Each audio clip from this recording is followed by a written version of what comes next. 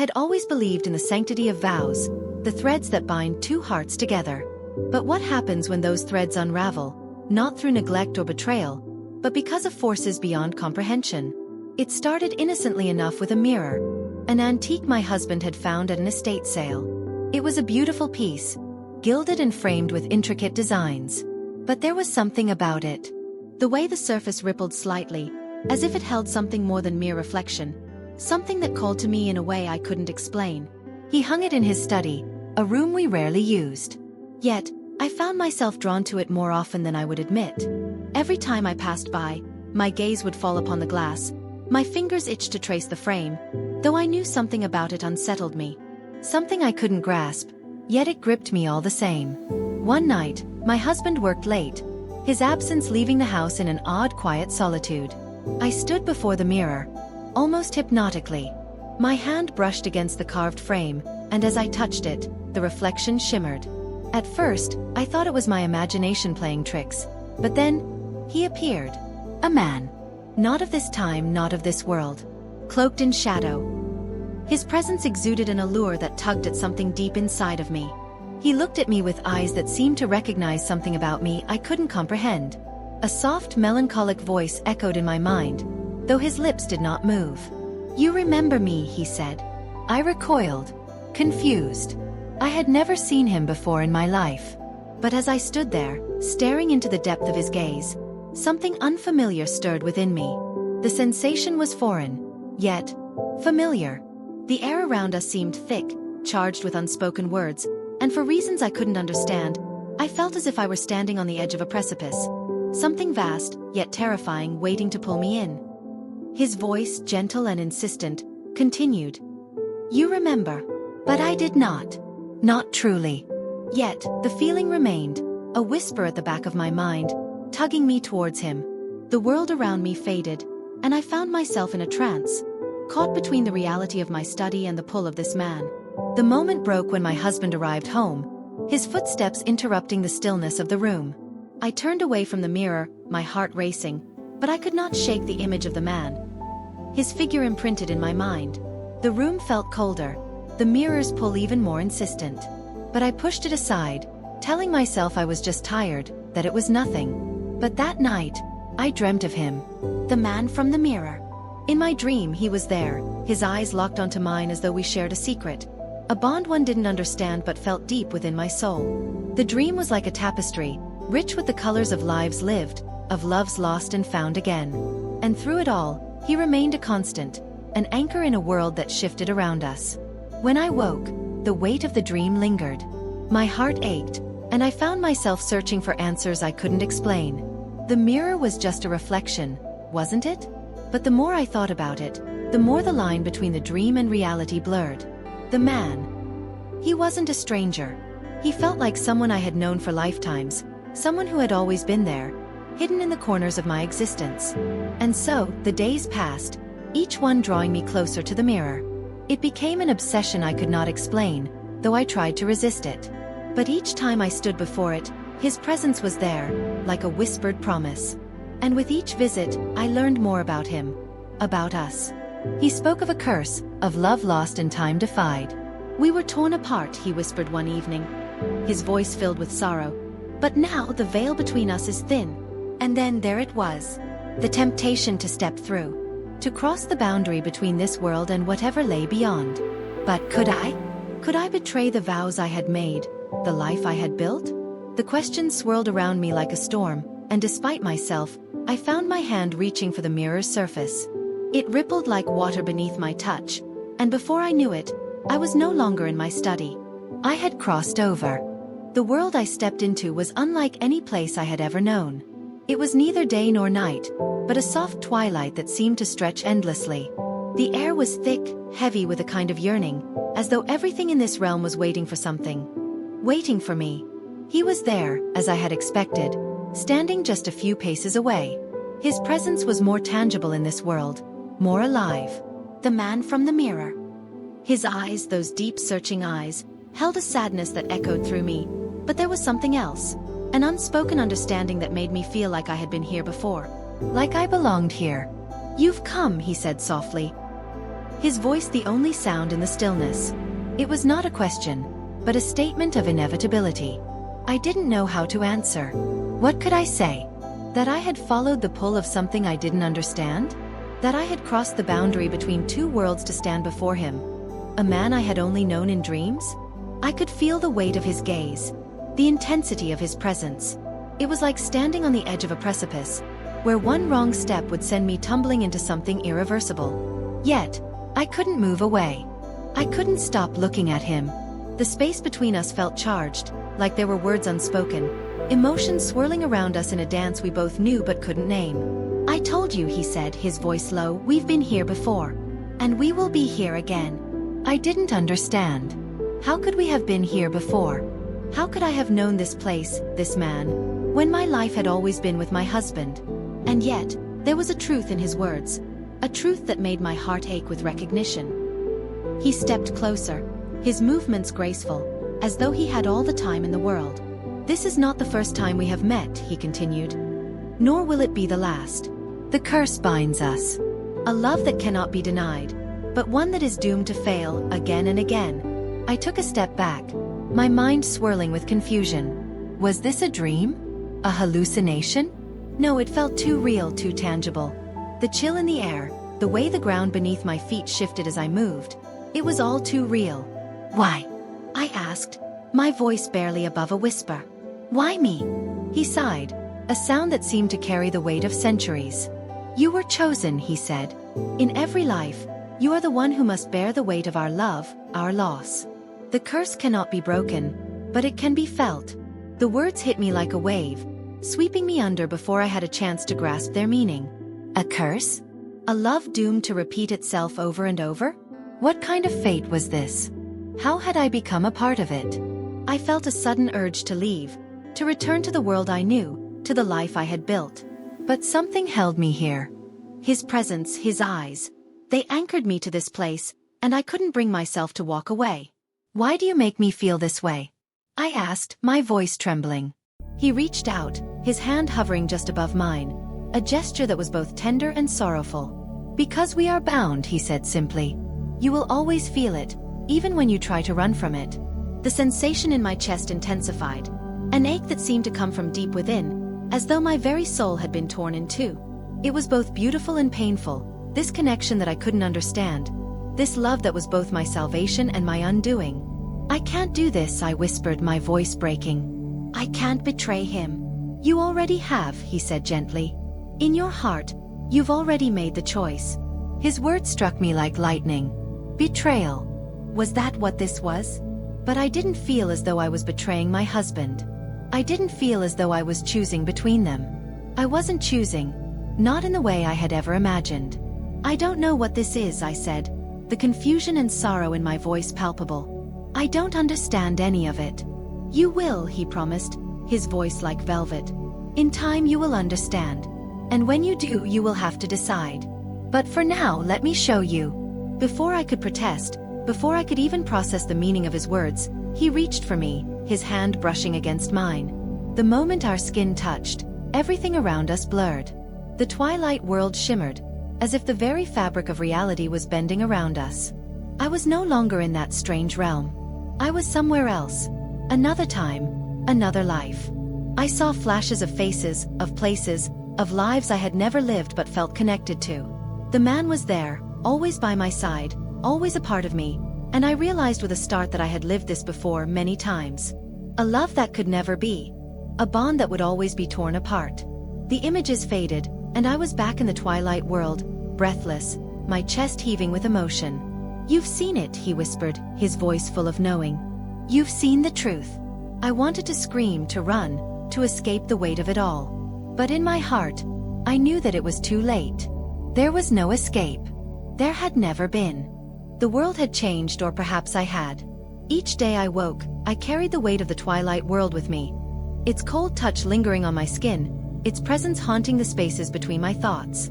I tried to go on with my life, to keep up appearances, to love my husband the way I always had. But nothing felt the same anymore. The man from the mirror had opened something inside me, something I couldn't close. His voice, his touch, his sorrow, they followed me even in my waking hours. I caught myself staring into reflections, searching for him in the glass, wondering if the veil between us had grown thinner once again. But the most haunting part was the dreams. They no longer arrived as fragments of past lives. Now they were full, vivid stories, each one a tapestry of love and loss, betrayal and redemption. In every one, the man was there, always by my side, our hands intertwined as we faced a future that was both ours and yet not. The dreams began to bleed into my waking life. I would wake in a cold sweat, my chest tight, my heart racing. I would look over at my husband lying beside me, his steady breath the only thing grounding me in the here and now. But in my heart, I knew I was no longer fully present in this world. I didn't speak of it to him. I couldn't. How could I explain the pull I felt for someone who existed beyond time? Someone who had already claimed pieces of my soul? How could I tell him that I was torn between the love I had for him and the love I had for someone I couldn't explain? One evening, the tension reached a boiling point. My husband was away on business, and I found myself alone again, standing before the mirror. It was like a magnetic force drawing me in, a force I couldn't resist. I touched the surface, and the glass rippled like water, pulling me into the world I had come to dread and crave in equal measure. He was there, waiting for me as always. This time, however, something was different. There was a sense of urgency in the air, a pressing need that seemed to radiate from him. "You're here," he said, his voice laced with a kind of desperation I had never heard before. "It's time." "Time for what?" I asked, my voice trembling. "The curse is near its end," he said, stepping closer. His eyes were dark with sorrow, but there was a flicker of something else, a glimmer of hope. "But to break it, we must do what we were always meant to do." I took a step back, my heart pounding. "What do you mean?" "I can't break the curse. I can't." He reached for me, his hand brushing mine, sending a shock of warmth through my veins. "You can. You've always been able to. The choice is yours." My mind raced, and for a moment, the world around me seemed to tilt. The man from the mirror, this figure who had both tormented and comforted me, was offering me a chance, an opportunity to free myself from the curse, to end this endless cycle of love and loss. But there was a cost. I could feel it in the air, the weight of the decision pressing down on me like an iron chain. To choose him, to break the curse, would mean severing the bond one had with my husband. It would mean destroying everything I had built, everything that had been familiar and safe. But how could I return to my life knowing what I knew? How could I go back to being with my husband when a part of me had already given itself to someone else, to someone who wasn't bound by time? "You don't have to decide now," he whispered, his voice soothing, as though he knew the storm of emotions raging within me. "But know this, the choice will come soon. The veil between our worlds is thinning, and once it is gone, there will be no going back." I wanted to scream. I wanted to run, to escape the impossible decision he was forcing me to make. But I couldn't. I was trapped between two worlds, both of them pulling me in opposite directions. I could feel the curse tightening around my chest, a noose that was slowly choking me, making it harder and harder to breathe. The world around me seemed to blur and bend, the line between the two realities growing thinner with each passing moment. And then, as if fate itself had decided, the spell broke. The mirror shattered. The sound was deafening, shards of glass flying in all directions, glittering like fallen stars. I stumbled backward, my heart racing, and I looked up to find the man from the mirror gone. In his place was only the broken reflection of my shattered self, my image fractured across the pieces of glass that lay scattered at my feet. My chest tightened. I couldn't breathe. I had lost him. I had lost everything. I didn't know how long I stood there, staring at the wreckage of the mirror, the wreckage of my soul. The air around me was thick with silence, heavy with the absence of something I couldn't name. And then, I heard a voice behind me. "Are you all right?" It was my husband standing in the doorway, his expression a mixture of confusion and concern. I turned to face him, but I couldn't speak. What could I say? How could I explain the impossible truth of what had happened? He walked toward me, his hand reaching out for mine. "You're pale. What's wrong?" I looked down at the shards of glass at my feet, then back at him. His presence, his love, felt so distant now, like a memory of something that had once been real. "I'm fine," I whispered, forcing a smile I didn't feel. Just a bad dream." But it wasn't a dream. None of it was. And as the silence settled over us, I knew that the choice I had made, or rather the choice I had failed to make, had already begun to unravel everything. The days following the shattered mirror were filled with an eerie quiet, as though the very air in our home had shifted, become thinner, harder to breathe. I moved through the motions of life like an automaton, my body moving, my mouth speaking, but my heart was elsewhere, lost in a place where I could no longer reach it. The man from the mirror had left, but his absence was a presence that lingered in the shadows of my thoughts, in the gaps between my conversations with my husband. It was as though the bond between us had not been severed, but simply hidden, waiting for a time when the veil would tear open again. I had hoped that with the mirror gone, the connection would fade, but it only grew stronger. The dreams continued, more vivid than ever. They weren't mere dreams, they were memories of a life that had never existed, a life I couldn't deny.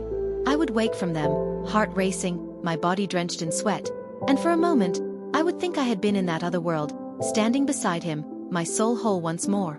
But I would open my eyes and see my husband, his face filled with concern, his hand on my arm, and I would remember where I was, who I was. I kept my distance from him, unable to look him in the eyes without seeing the pieces of me that no longer belonged to him. I couldn't love him the way I had, not when part of my heart had been claimed by a stranger from another world. My husband sensed the change. He had to. But he never pressed me. He never asked. He was too kind, too patient, and perhaps he already knew that something was broken, something that couldn't be fixed by simple words or gestures. One afternoon, when the sun was beginning to set and the house was bathed in soft golden light, my husband asked me to sit with him in the living room. His eyes were tired, the lines of worry deepening around them. "We need to talk," he said quietly, his voice calm but heavy with something unspoken. I felt my chest tighten, but I didn't resist. I knew what he wanted to say. He had seen the distance in my eyes, the way I avoided his touch. He had felt the growing silence between us, a silence that spoke louder than any words could. I sat beside him, my heart pounding in my chest. I tried to smile to reassure him, but my lips wouldn't cooperate. I didn't know how to explain the unexplainable, how to tell him that I was no longer whole, that something had torn me apart in ways I couldn't mend. "I've noticed you've been different," he said, his voice soft but steady. "You've been distant, cold. I don't know what's going on, but I need to know." I opened my mouth to speak, but the words wouldn't come. The truth was too painful, too raw. How could I explain that I had given myself to another man, a man who existed outside of time and space, a man whose touch had awakened something in me I couldn't ignore? "I don't know what's happening," I whispered finally, my voice barely audible. "I don't know what I'm feeling." His hand reached for mine, and for the first time in what felt like ages, I let him hold it. His warmth was real, grounding me in this moment, in this life. But the part of me that was no longer his, the part that longed for the twilight world, was still there, pulling at me. "I love you," he said, his voice full of quiet desperation. "Whatever this is, we can fix it. Together." The weight of his words pressed down on me, and for a moment, I wanted to believe him. I wanted to believe that our love was enough, that it could repair the broken pieces of me, that it could heal the rift that had formed between us. But deep down, I knew the truth. I knew that I had already crossed a line, that I had already chosen the path that would lead me away from him. The man from the mirror had shown me something I couldn't unsee, something that called to me in ways I couldn't explain. "I'm sorry," I whispered, my voice breaking. "I don't know how to fix this." He squeezed my hand, his eyes searching mine, trying to find the woman he had married in the emptiness that now lived there. But she was gone, replaced by something else, something I couldn't control.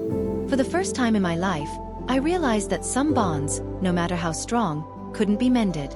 Some choices, once made, could never be undone. I could feel the man's presence again, like a shadow hovering at the edges of my thoughts, waiting for me to return to him.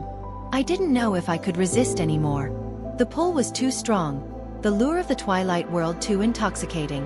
As I looked into my husband's eyes, I felt the enormity of what I was about to do. There was no going back. The choice had already been made, and I had already crossed into a realm where the rules of love and time no longer applied. "I'll always love you," I said softly, though I knew it wasn't enough. And with that, the veil between our worlds began to tear once more.